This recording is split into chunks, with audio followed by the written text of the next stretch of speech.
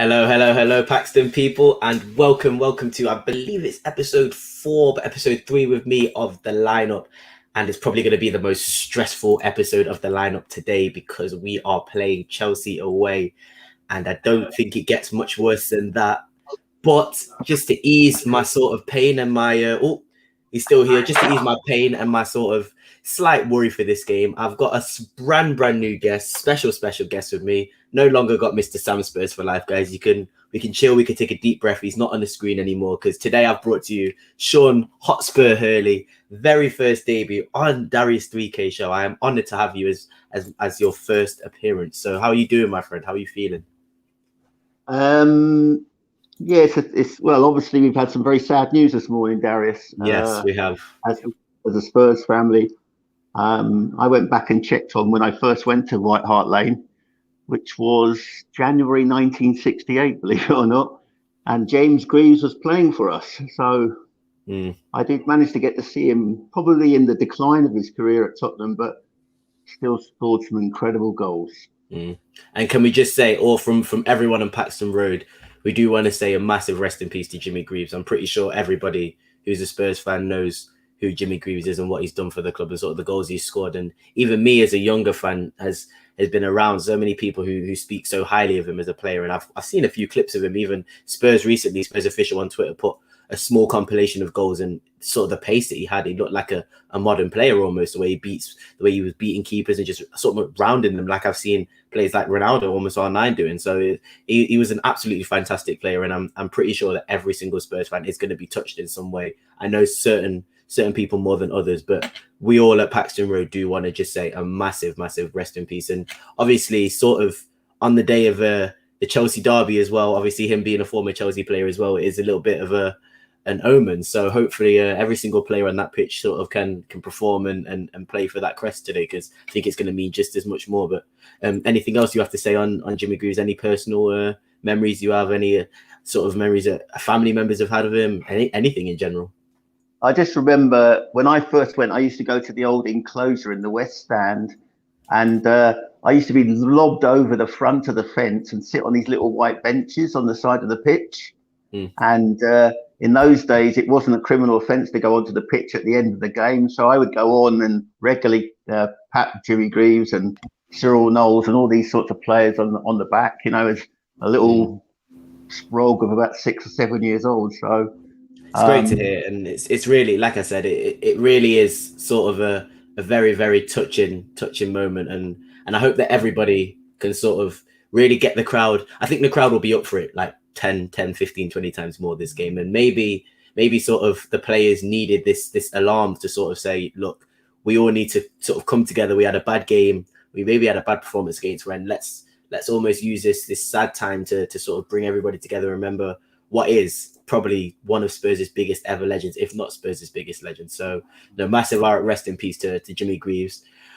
Sadly, I don't think it's going to get any better. I don't know about you, but I'm very nervous for this game, my friend, and I'm not too sure how we're going to play either. And this is the lineup, and normally I do only have one lineup, but today I'm going to offer you a few lineups, Sean. We can talk about them, we can discuss the players, we can discuss the formation, and see what's going to be the best attempt at beating this Chelsea team. Yes, it's at home, but we know about the personnel that this Chelsea team have, and I'm pretty sure you're aware of all the players that this Chelsea team's got. Is there any players in particular, sort of, do you think it's the manager that's going to be the biggest reason that we could have a bit of either a bad slip up or a slip up just in general?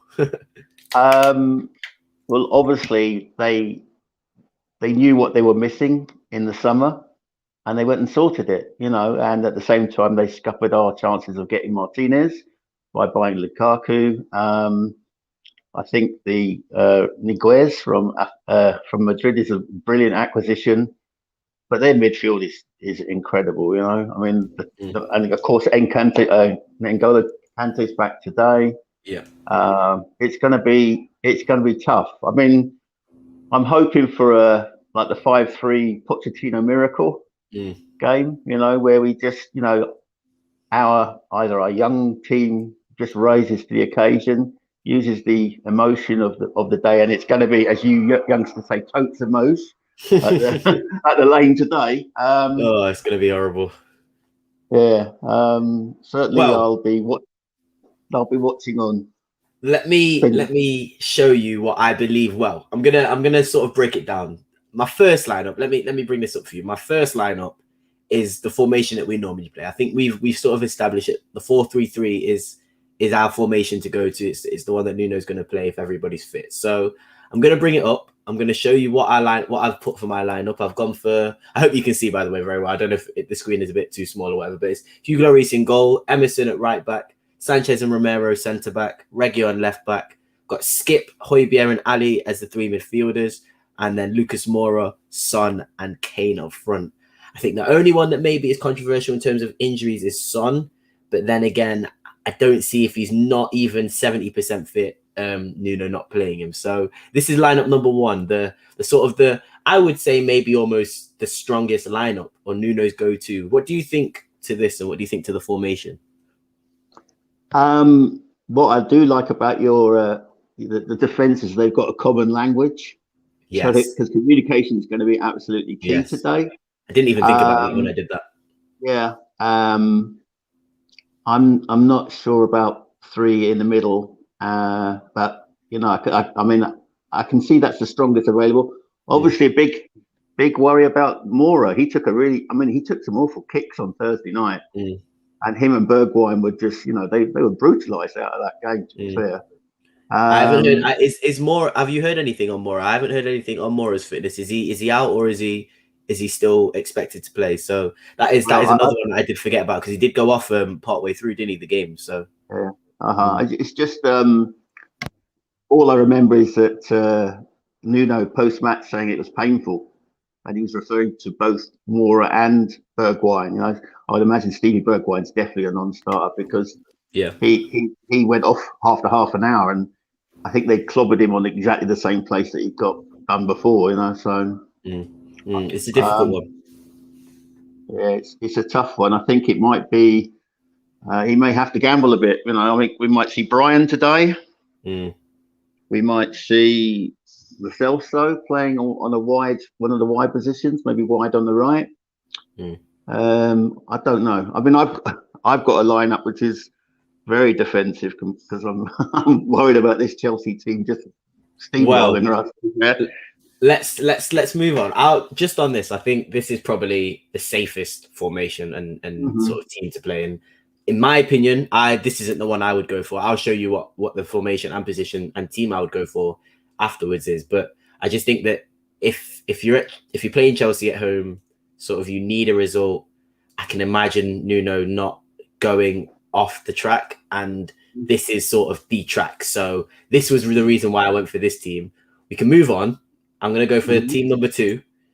This team is now more the same formation as Chelsea, but I've chosen the personnel in the team. Again, Moura could not be out, so you can take out Moura and put in Hill. You can take out Sonny and potentially put in other players such as Sessegnon maybe. So there are room to improve. But again, just for people, if you can't see, I'll go through it. It's Lloris in goal. It's for 3 at the back this time, with Sanchez, Romero and Rodon. And then Emerson as a right wing back, Højbjerg and Skip in the middle, Reguilon as a left wing back, and then a front three of Moura, Kane and Son. So Chelsea sort of do play a 3-4-3.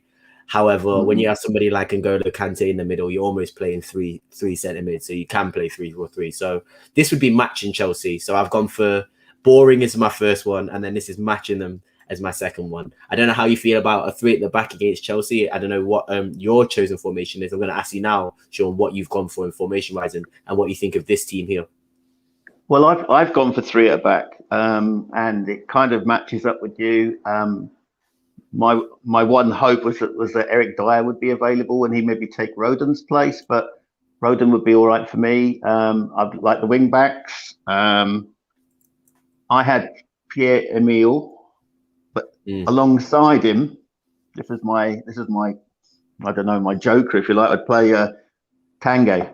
And as you can see, he is one of my options on my bench as my midfielder, and that is a good option. And to be fair, I think that is a great point to make. And you saw, I'm not sure if you did catch the Rennes game on Thursday, but He was by far the best player, and I think that he'd be incredibly important against Chelsea, especially when you've got a team that presses you so intensely like Chelsea, sort of onto you very, very quickly. You need him to break the press. What do you think of Tanguy and his skill set? Oh, I mean, if only he could do it for 90 minutes. Yeah. He did 82 on Thursday. And I mean, we did see that the downside of Tanguy with their first goal, with that air tackle that he did for their first Rennes goal on the edge of our box. But yeah, I mean, to get the best out of Kane, I think we need Tanguy today. You could see that, couldn't you? Sorry to interrupt you. Against Crystal Palace, Kane was so isolated, and it's difficult to sort of. I was criticizing him obviously when the game was going on because he isn't doing anything. But when you look back at it, it's difficult to sort of criticize him because he really was getting no service from anybody. So I agree with what you're saying. Tanguy definitely will help with that sort of providing service to Kane. So yeah, sorry, continue, Sean. Yeah. So then I like you. I went more Kane and Son up front, but obviously, you know, Lo Celso could come in for Mora if he's not fit. Hill could come in for Sonny, maybe. I mean, that's a lot of people saying Brian in the comments. Yeah, I think Brian he played well as well on Thursday. I think definitely you could see Brian coming in for Mora or Sonny. Yeah, but it's, we are going to. We're going to earn anything we get today. You know, I mean, I'd bite your hand for a point at the moment. Yeah, and that's what I agree with as well. Yeah. Sorry, carry on. No, it's just because I'll be joining my pals in the pub in Glasgow just before kickoff, and we'll be all, you know, like praying, like the Glasgow Spurs boys. You know, it's going to be a tough one, and to be fair, I do like the sound of your formation. I do think Tanguy would offer something much more dynamic than Skip. And don't get me wrong, I don't think Skip's played amazing the past couple of games, but I also think he's been very consistent, and I like to see consistency in players. So I'm gonna show you. So again, this is a team that I think would match Chelsea's formation. I'm gonna personally show you my team now, and I'll show you and I'll explain it, and I'd like to get your opinion on it. So if I was going to be manager, I would go for a 3-5-2 almost. And the only reason I say this is, excuse me.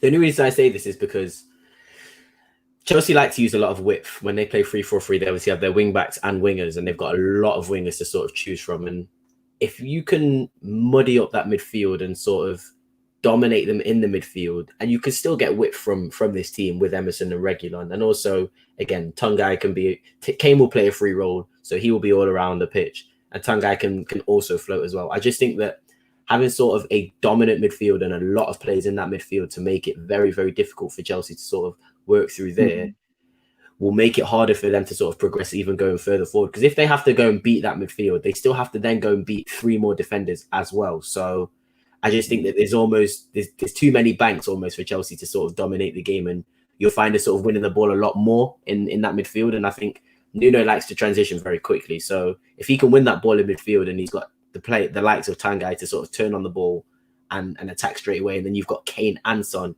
who obviously we know what their partnership is like. I think personally, Nuno wants these two to be his main strikers, and the reason he was looking for a striker in the summer was sort of almost to be a backup, and it's almost a safe if Kane was to leave. So I think that Nuno's probably looking to play a two up front, and those two, in my opinion, are almost a perfect strike partnership. They know each other well. They know how to play. And then if you've got somebody like Tanguy and Ndombele behind them providing, I think that's a recipe for disaster for any team. And then again, even when you've got those 3 players, you've got Højbjerg and Skip, and then you've got 3 more centre-backs to sort of get past as well. So I believe this is the formation to play against Chelsea. I think that it won't happen. You might see it sort of be fluid on the pitch, and it might look like that sometimes, but I think all these players deserve to start. And maybe, again, I see good friend of ours, Rochi Babies, they say Lo Celso for Skip. I agree with that. My only issue is it's Chelsea, and just like you said, Sean, I worry too much about them, and you shouldn't worry about the opposition, but when the opposition is as good as Chelsea, I do worry about them. So I have kept that sort of solidity in midfield while also keeping sort of a lot of creativity going forward. So don't know what you think about this team. I've decided to go for the 3-5-2, but but yeah, that's my three lineups. I don't know what you think the best one is out of them. Any of them tickle you the most, or excite you the most?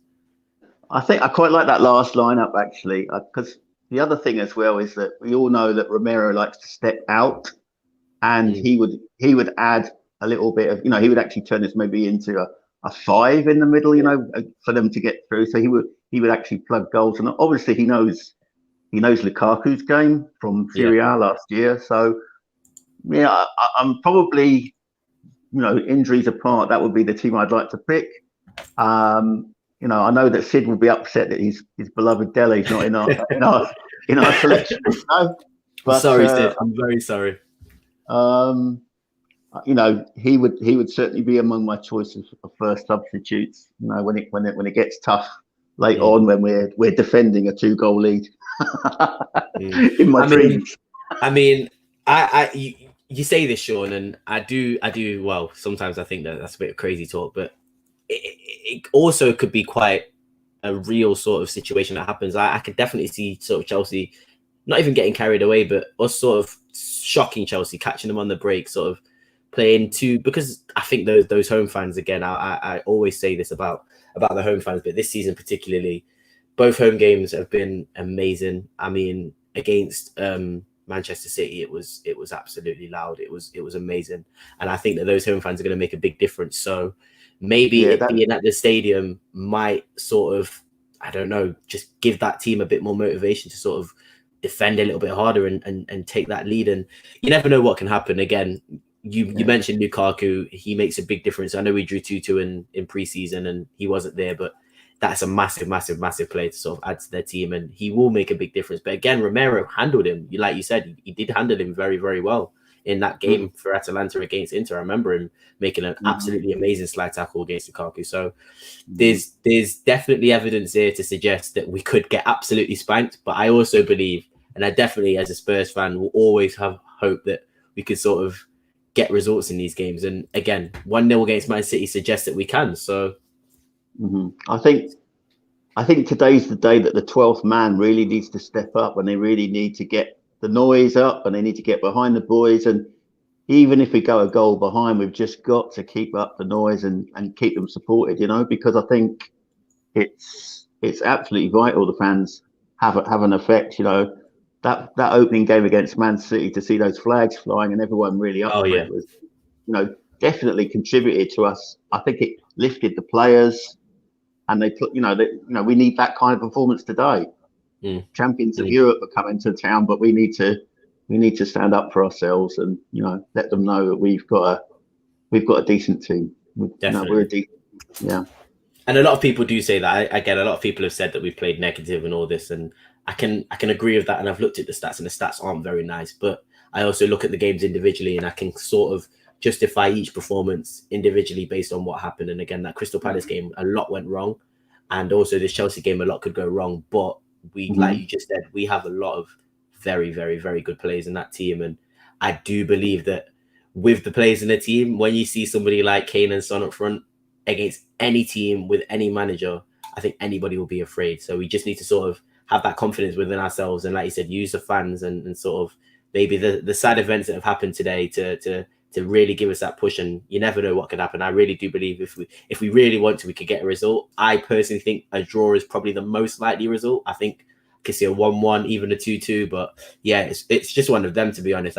It's how those players play. They have to play for the badge, and they have to fight for every single ball. So yeah. Anyway, I just want to say thank you so much, and I hope you enjoyed your first ever experience on Paxton Road TV and on 3K's The Lineup. Sean, I had a great time. I'd have you back on any time, my friend. Is there anywhere we can find you, particularly on any social media or anything? You can just get me on Twitter on my handle, or you can follow Glasgow Spurs on Twitter as well. I'm usually hanging about there as well. So all I can say to the fans, get behind the team, and remember, we've got 18 months of poor defence to put right. So we are going to be naturally looking to fix the back line before we look to the front line. So, but let's hope that Harry's fired up today, and he's going to chase down the great Greaves' record. Thank you, and everyone, guys. Thank you very much for tuning in. Got a lot of people tuning in for sort of a 1 o'clock in the. I understand it's a Sunday. Everybody might have been out, so thank you for tuning in. Make sure you check in. I think the lineup will actually be out in a couple hours, so make sure you can see if I got it right, see if Sean got it right, see if anybody got their lineup right. We don't know what could happen, so it could be any formation. But make sure you subscribe, like this video. Check out everybody else's video on Paxton Road. The preview is yesterday. We'll have the post-match today after the game, and we'll also have Judge Jody giving the rating. So make sure you give everybody a real good like and subscribe. And make sure you check out me and Sean on potentially the next 3K's lineup against those horrible, horrible Gooners. But anyway, thank you, guys. Come on, you Spurs. And I'm going to go for... Oh, before I go, I'm going to go for 1-1, like I said, prediction-wise. What's your prediction, Sean? I'm going the same, yeah. 1-1. 1-1. 1-1. Cool. Thank you, guys. See you later. Take care. Come on, you Spurs.